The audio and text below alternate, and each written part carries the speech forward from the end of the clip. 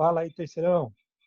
Muito bem, gente. Mais uma semana se iniciando aí e espero que vocês estejam acompanhando direitinho as nossas aulas, galera. Muito bem. Hoje nós vamos fazer uma breve revisão aí sobre Grécia Antiga, tá certo? Então gostaria que vocês acompanhassem comigo essa pequena videoaula aí sobre então a Grécia Antiga. Vou compartilhar com vocês aí os slides que eu fiz para que a gente possa daí explicar um pouquinho a respeito da Grécia Antiga, fazer uma revisão, na verdade, sobre isso, né? Bom, então muito bem. Essa é uma das civilizações mais marcantes da antiguidade, a Grécia Antiga, né? E nós sabemos que ah, isso é um assunto muito recorrente em diversos vestibulares. Por isso, né, destaco como importante para vocês falar um pouquinho a respeito desse assunto aí. Bom, gente, lembrem-se então, estamos na semana 4 do ciclo 1, terceiro bimestre. Além de assistir a videoaula, eu peço para vocês agora lerem as páginas 6 e 7 do Mega 1 e também daí façam as seguintes questões aí do Mega 1, tá? As atividades ali, nas atividades questões 1 e 4 e nos exercícios complementares questões 1, 4 e 5 das páginas 9 a 11 do Mega 1, tá bom? Então peço a vocês fazerem essas atividades aí. E participem no fórum, sala virtual, tirando dúvidas, esclarecimento. A gente vai esclarecendo mais ainda a respeito desses assuntos aí que estamos estudando semanalmente, tá bom, gente? Então vamos lá. Vamos falar então sobre Grécia, a civilização grega. A origem da civilização grega certamente se relaciona às civilizações cretense e micênica, né? E também o povoamento da Península Balcânica por diversos povos. Esses povos são chamados de povos indo-europeus, e isso vai acontecer em aproximadamente 2000 anos antes de Cristo. São esses povos que estão destacados para você aí no slide, os aqueus, os eólios, os jônios e os dórios. São esses 4 principais povos indo-europeus que vão se estabelecer na região da Península Balcânica e nas ilhas do Mediterrâneo, em especial inicialmente a ilha de Creta, né? Então, a primeira área realmente a se desenvolver vai ser a civilização, a ilha de Creta, né?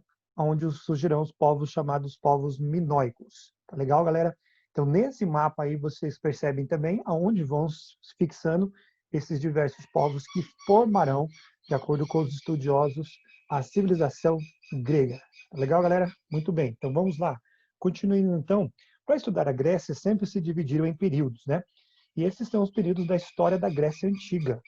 O período pré-homérico, que é justamente esse período que nós estamos falando com vocês, que é o povoamento da Península Balcânica e das ilhas do Mar Mediterrâneo por esses povos indo-europeus.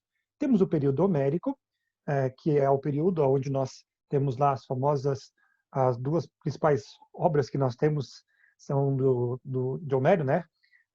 Por isso, período homérico, o poeta cego, ele vai escrever Ilíada e Odisseia.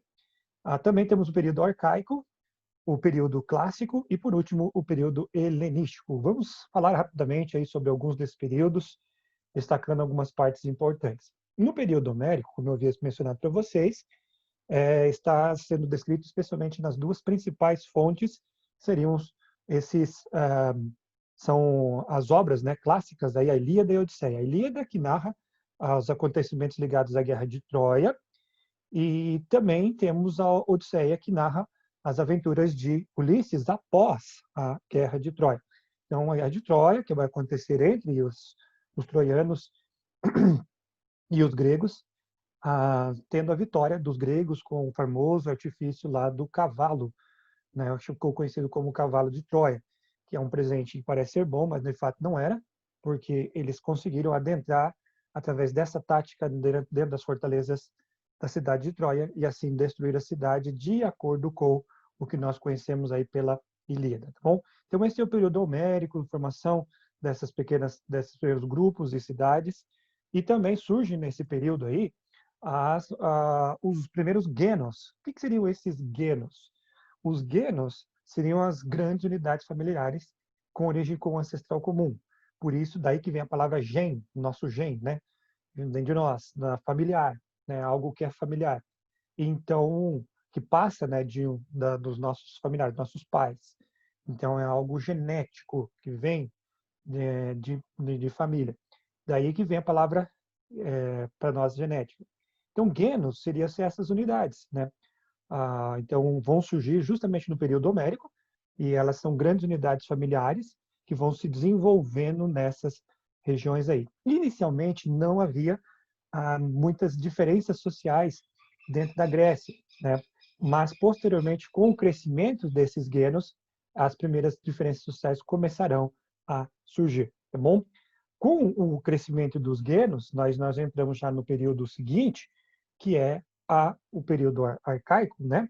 Que é a formação das polis, né? Os genos vão se unir, alguns desses genos eles começam a se unir em entidades maiores e mais complexas e vão evoluindo e fundando as polis. O que seriam essas polis?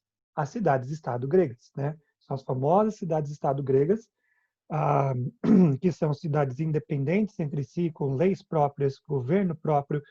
Então, até o próprio território grego de dificuldade de mobilidade terrestre possibilitou o isolamento das cidades, o que ajudou também na formação dessas cidades-estado, cidades totalmente independentes umas das outras, né? E que a própria geografia do local até facilitou o desenvolvimento das cidades-estado. Então, é nesse período que é formado, então, as polis. Tá legal, galera? Muito bem. Continuando, então. Sim, as duas maiores polis seriam, com certeza, Esparta e Atenas, mas não são as únicas, né? Esparta, conhecida pelo seu militarismo, e Atenas pelo seu intelectualismo e também pelo desenvolvimento político da democracia na região. Vamos falar um pouquinho a respeito de cada uma delas. Vamos falar sobre Esparta primeiramente. Esparta era chamada polis da guerra, né? E essa Esparta se localizava na península do Peloponeso, uma cidade extremamente militarista, perdão, mas eles não viviam apenas da guerra, gente. Eles também se utilizaram bastante da agricultura e do pastoreio. Mas, com certeza, a atividade principal deles era a atividade militarista.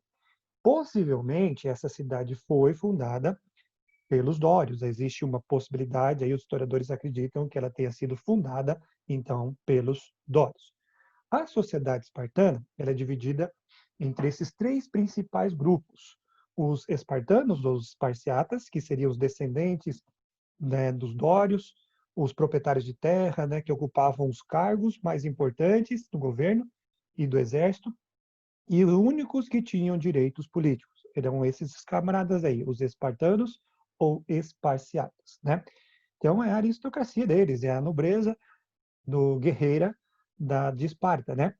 Temos também os periecos. Os periecos eles eram homens livres que se dedicavam especialmente ao comércio e ao artesanato. São descendentes, dizem, dos povos antigos, antes mesmo das invasões dórias. Não tinham direitos políticos e né, não tinham direitos políticos dentro da cidade. E, por último, nós temos os iliotas ou ilotas. Dependendo da fonte, você vai encontrar um ou outro. Eu prefiro chamar até de ilotas do que iliotas. Mas aqui nessa imagem nós temos ali iliotas. Os ilotas, eles são aquela camada inferior, são chamadas de propriedades do Estado, né? E a maioria esmagadora da população são muitas vezes escravos e que estavam realmente, né, sobre a o domínio das outras classes sociais dominadoras, especialmente dos espartanos e esparciatas. Tá bom? Então, esse seria então um grupo da sociedade espartana. Só para relembrar a vocês, né, tem uma revisão, então espero que vocês consigam aí pegar um pouco das informações e revisar aí esse conhecimento com vocês aí. Temos Atenas. Atenas, que alguns dizem também descendente dos jônios, ela escapou das invasões dóricas por sua posição geográfica, mas alguns colocam eles então como descendentes dos jônios. Eles contam com um porto natural, que é o chamado de Pireu, que permitia um desenvolvimento comercial, especialmente da atividade marítima na região, muito grande. A economia está voltada especialmente à produção escravista, mas a principal base da economia, com certeza, é a agricultura na região, e o comércio marítimo. o comércio marítimo vai ser realmente muito importante na região de Atenas. Dentro da sociedade ateniense, nós temos algumas características interessantes também. Nós temos os eupátridas, ou os bem-nascidos, os cidadãos. Esses são os únicos cidadãos dentro de Atenas. São os grandes proprietários de terra, né? Os homens nascidos em Atenas. Eles tinham propriedade também, não só de terras, mas de escravos. E as terras, além disso, eram as terras mais férteis, tá bom? Nós temos também entre eles ali os demiurgos. Esses demiurgos são os artesãos e comerciantes que possuíam ali.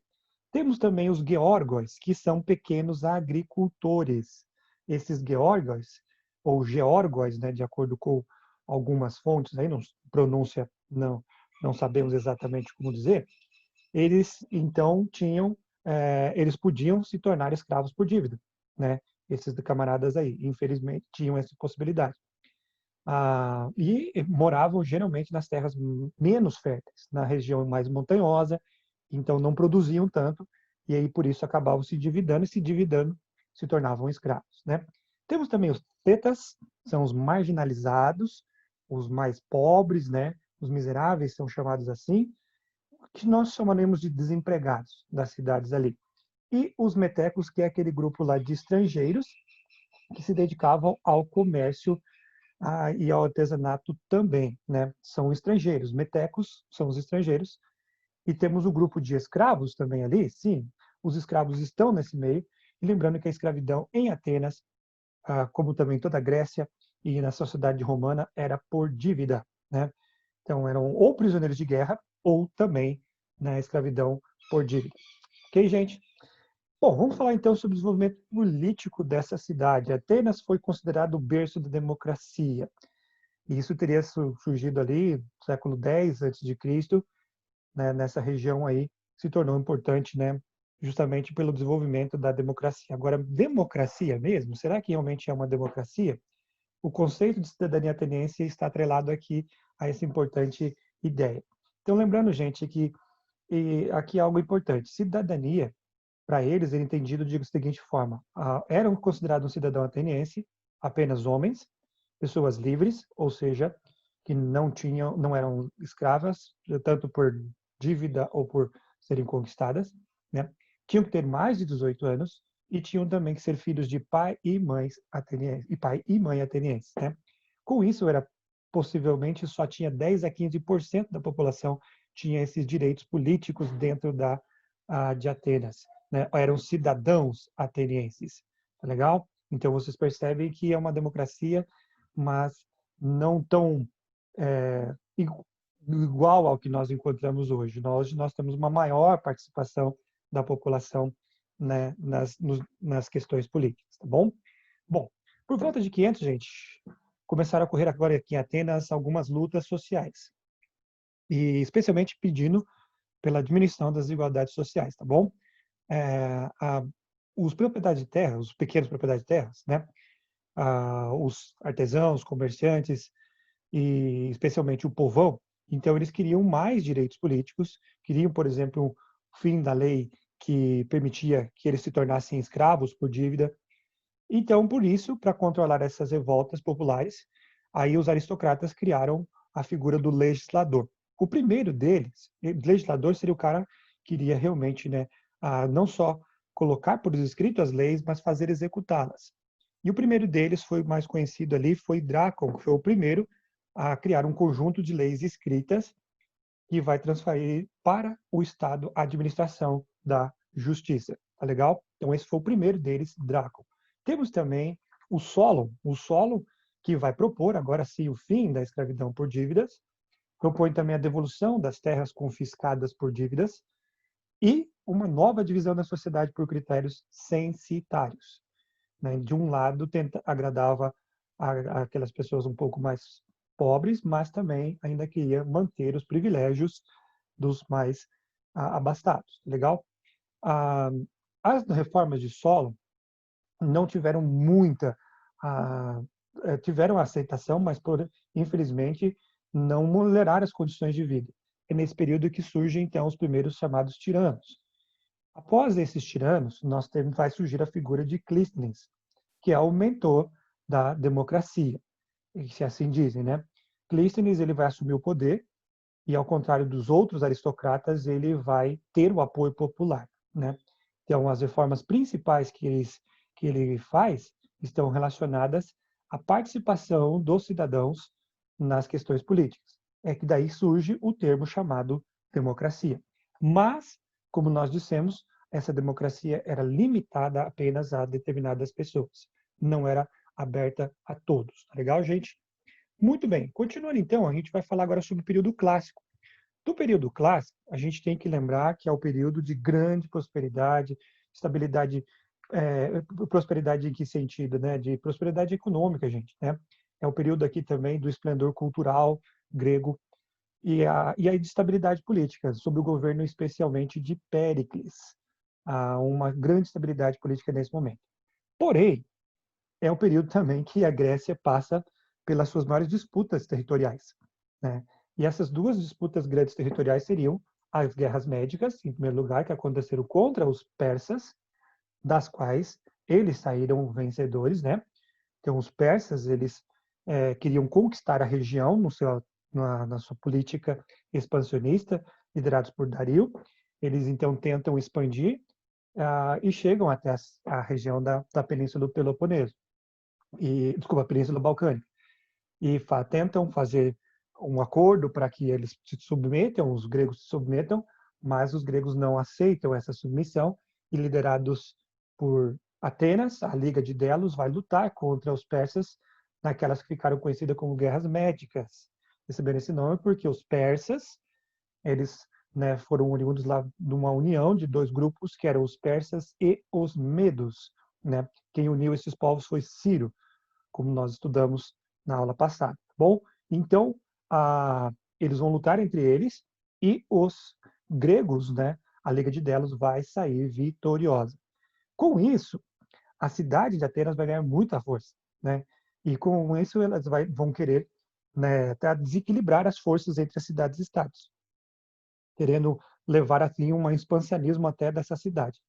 Por causa disso também, né, algum grupo não vai aceitar isso, especialmente liderado pela cidade de Esparta, e começa o segundo conflito aí, que seria a Guerra do Peloponeso.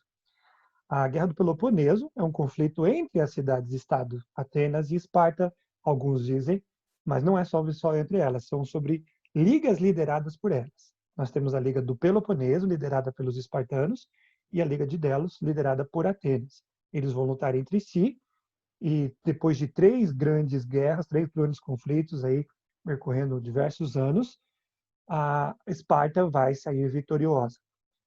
Mas depois de vários anos de luta, uma das principais consequências foi o enfraquecimento das cidades-estados. Todas praticamente se enfraqueceram. Com isso, elas se tornaram alvo fácil da invasão macedônia, liderados por Filipe. Os macedônios invadem a região e tomam essa região, né, conquistando a região e formando assim o seu Império Macedônico, né? Inaugurando também o período chamado período helenístico. O período helenístico, nós temos Filipe e seu filho Alexandre o Grande, que vai realizar uma grande campanha expansionista, conquista diversos territórios, não só na Europa, mas fora da Europa, e ele vai ser conhecido por ter fundido as duas culturas, a cultura oriental com a cultura grega, formando o que nós conhecemos por uma nova forma de cultura, que é a cultura helenística, né? O helenismo, que é a fusão da cultura oriental com a cultura grega. Tá legal, gente? Muito bem. A cultura grega, gente, deixou diversos benefícios para nós. Influências estão em diversos lugares. Primeiro, nós vemos importantíssimo aí é a língua, né? Os gregos, eles falavam o grego, é uma língua que vai dar origem ao latim e depois as línguas latinas, como nós, o nosso português, o italiano, o francês e o espanhol, tá? Então isso é muito importante. Os gregos, eles vão copiar a ideia lá dos fenícios, sim, porém eles colocam as vogais e o alfabeto grego é o que deu origem, inspirou o nosso alfabeto que nós temos aqui. Bom, outra grande influência estão na formação de diversos gêneros literários, né?